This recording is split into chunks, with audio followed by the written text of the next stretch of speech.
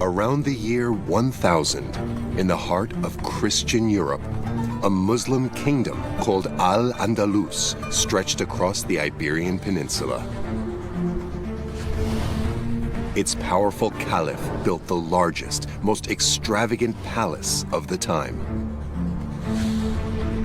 It was the height of artistic refinement and technology, a massive construction several centuries ahead of its time.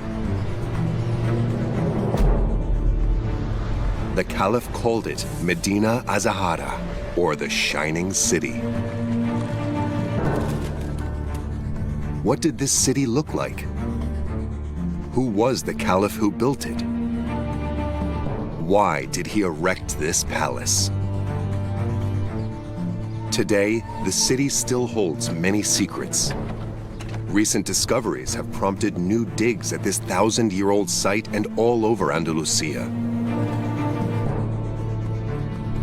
A new chapter in the history of the fabulous palace of Medina Azahara is about to begin.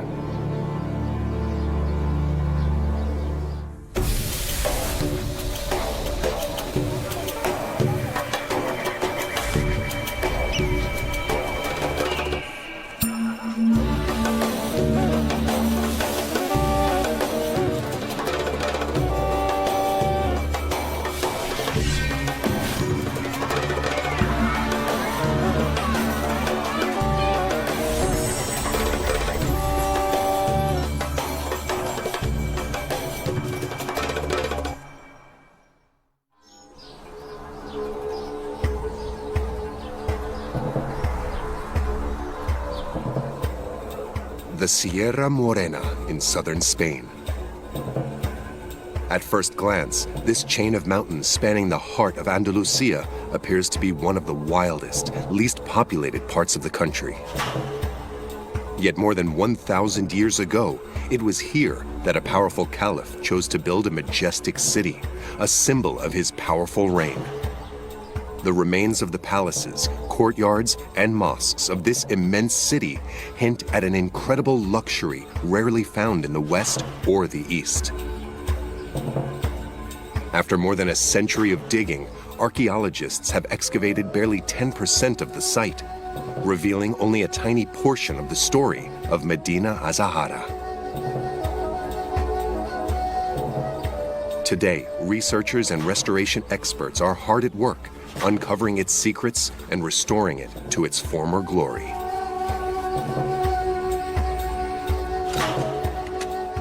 For historians and scientists studying medieval Islam, this site is unlike any other.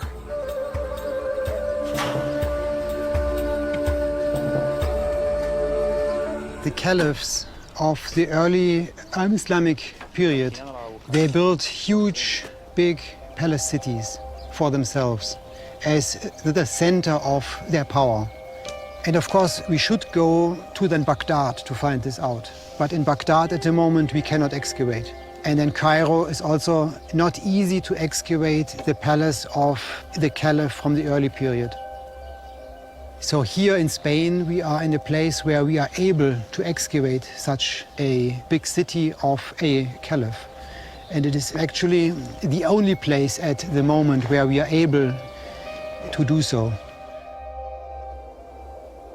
Today, archaeologists estimate that the city covered 112 hectares on multiple levels. This year's archaeological digs, led by Antonio Vallejo and Felix Arnold, are crucial because they are looking at areas that have never been studied before.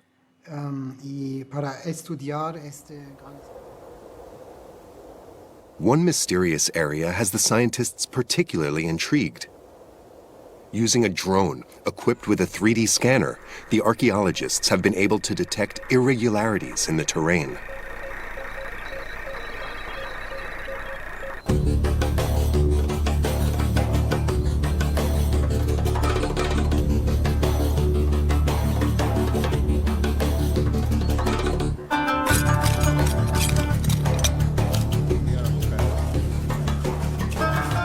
There have been excavations in Medina Azahara now for more than 100 years. And most of these excavations have been concentrating inside the palace. And it seemed to me very interesting to study the place outside of the palace to understand how the caliph was relating to the people.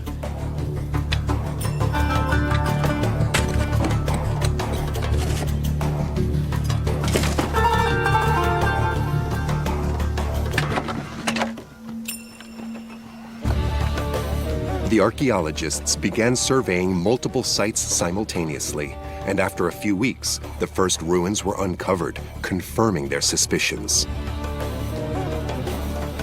There was indeed a massive building buried beneath their feet.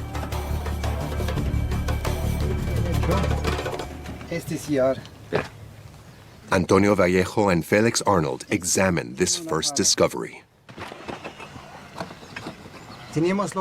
We have reason to believe that this building is not like the others. But so far, those indications are very difficult to interpret.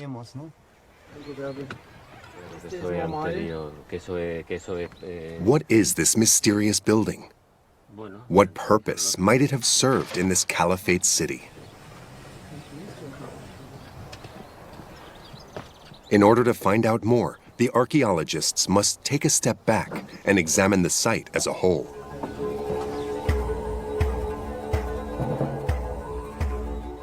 The mere presence of this city is an enigma in itself. Why was a Muslim city of such importance built here in the 10th century, so far from the East, in a Western area that was primarily Christian at the time? At the end of the 7th century AD, the Umayyad Caliphate inherited the conquests of Prophet Muhammad and its capital of Damascus. It was then the greatest Muslim empire in history. After 711, its territory extended to the west, and 5 years later, the term Al-Andalus, meaning Muslim Spain, as opposed to Christian Spain, appeared on a coin for the first time. Al-Andalus would give its name to the area now known as Andalusia. The capital of this new province became Cordoba. The success of the Umayyad dynasty, however, was short-lived. In 750, the Umayyads were massacred in an uprising of the Abbasids, another Arab dynasty, which took power and chased them out.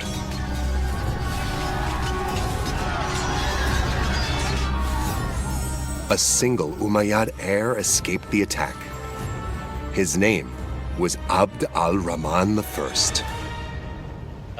In the 8th century, Abd al-Rahman was being chased by the Abbasids. He left Damascus and fled to Al-Andalus. That's where he founded the Western Umayyad dynasty. Almost 150 years later, his distant successor acceded to the throne. The young, ambitious Abd al-Rahman III was just 21 years old when he became the new emir of Cordoba. He wanted to avenge his dynasty, whose throne had been usurped by the Abbasids. Abd al-Rahman III had big plans for Al-Andalus.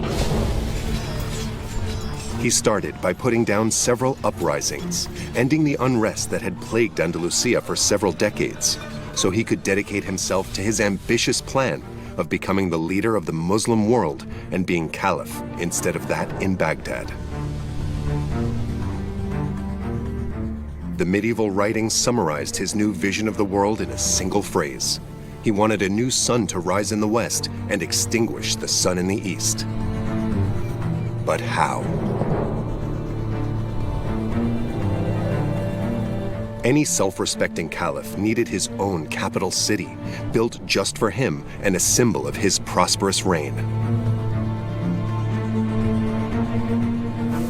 That is why Abd al-Rahman III set out to build the largest, most beautiful, and most advanced city in the world.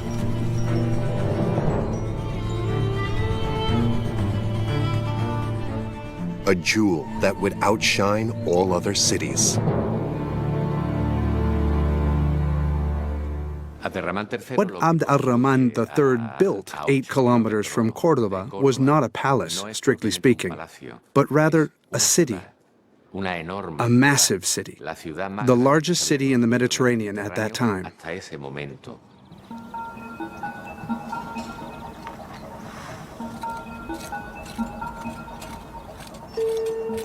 At the excavation site, a massive stone wall has caught the archaeologists' attention. Upon examination, Felix Arnold recognizes the building methods of the time. What I find very interesting is that 6,000 stones were brought here every day for building purposes. The quantity of stones that were transported is very impressive. In total, they brought some 11 million stones to this site, the same as the Great Pyramid of Giza, and not just in terms of quantity. The same volume of stones was brought here in just 30 years, the same timeline as for the Great Pyramid, but here it was to build an entire city.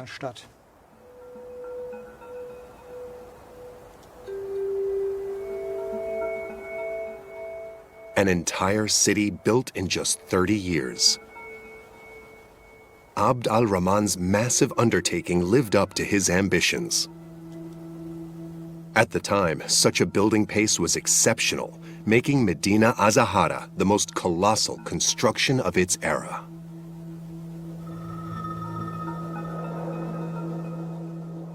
At the time, there was nothing like it in Spain or on the Iberian Peninsula. It was a physical representation of power and the state of that era.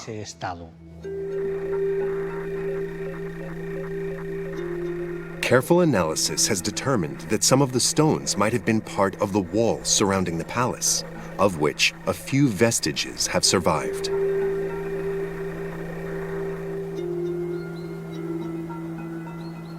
To further investigate, Felix must use cutting-edge digital technology in addition to the usual fieldwork.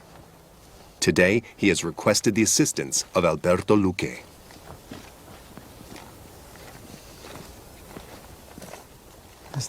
We're here, right? In front of this wall, which you know well. Yes, the wall that encloses this part of the palace. The walls must have been taller before, right? Yes, they were 3 meters higher. Right now, we would like to document this particular wall.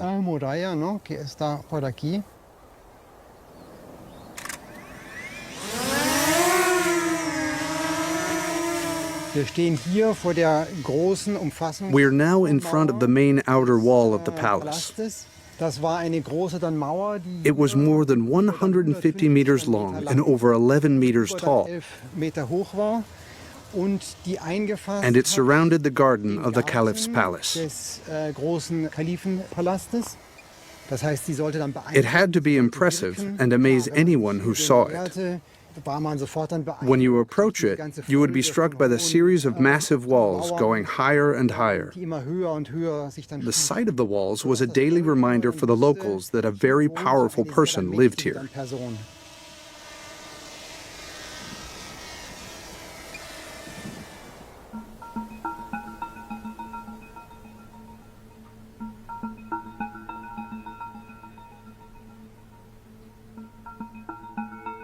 Alberto Luque is an expert in photogrammetry and one of the greatest authorities on the architecture of Medina Azahara.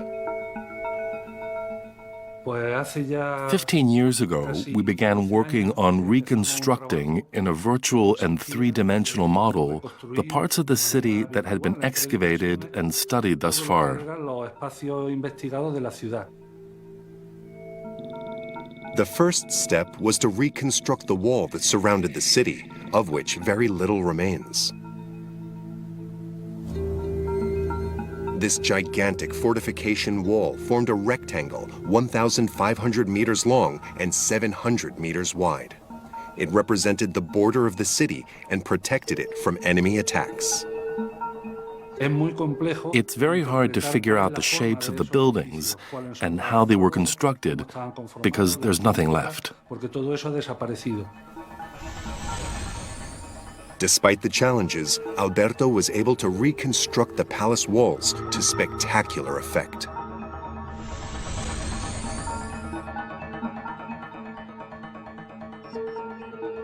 The Caliph's palace took up a quarter of the surface area of the city, roughly 28 hectares.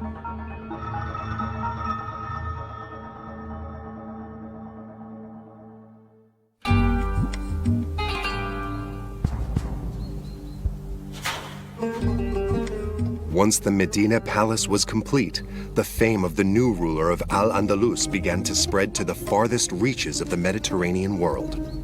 Rumor had it that the new construction was incredibly luxurious. How can we know today what these unique splendors looked like? What was it like for the people who had the privilege to admire them?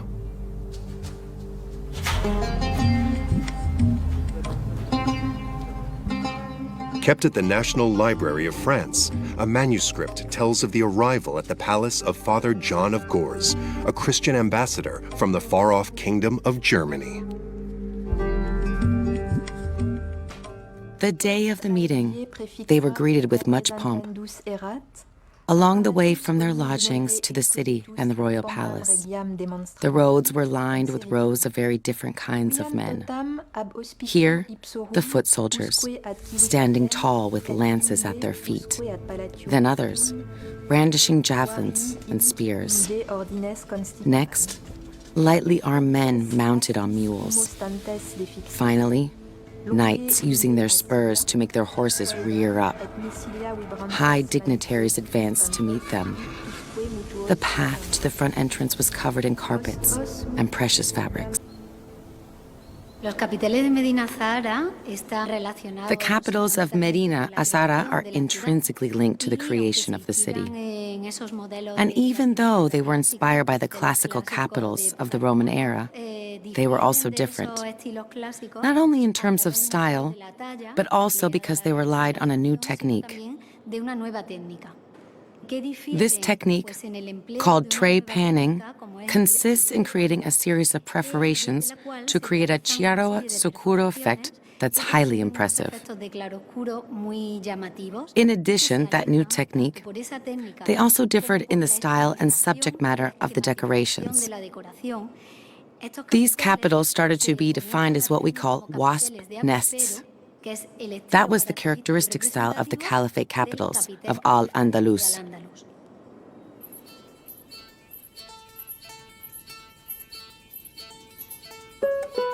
Over the course of their digs, archaeologists have discovered dozens of these decorative elements. But originally, there were significantly more. Contemporary documents mention 4,313 columns of white, gray, or pink marble from all four corners of the Mediterranean, and just as many capitals, each bearing the name of the artisan who made it.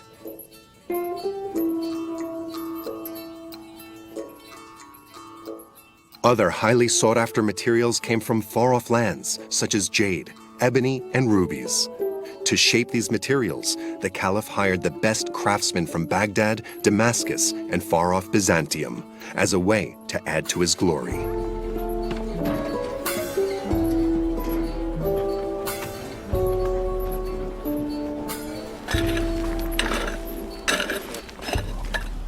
Back at the excavation site of the Mystery Building, the archaeologists are finding new hints of its sumptuous decor.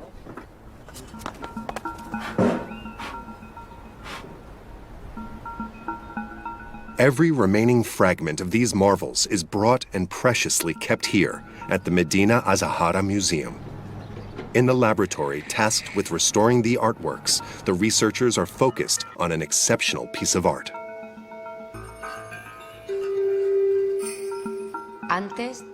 This is the first piece of ceramic with illustrations like these ever found on the peninsula. It's truly unique. The colors are very characteristic of the period. There was nothing like it anywhere else at the time, not even in the Abbasid or Fatimid Caliphats. It's really specific to the Iberian Peninsula and the Umayyads. The background of the material is white, and the green is copper oxide.